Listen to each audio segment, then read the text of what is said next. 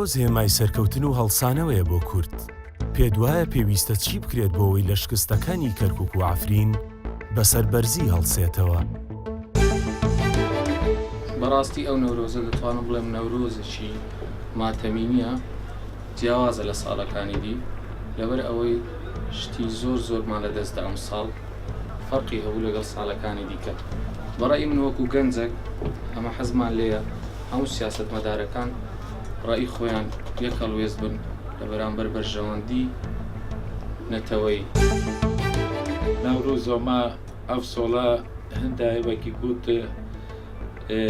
خامبۆرین بوو ئەوە عەفرینێ هاتیە ڕوویدان نەوەک هەر ساڵێت پێشدا مە ئاهەنگ و ئەوگەڕان ئەم دڵگەرانین خەمگینین بە ڕوویدانە عەفرینێ.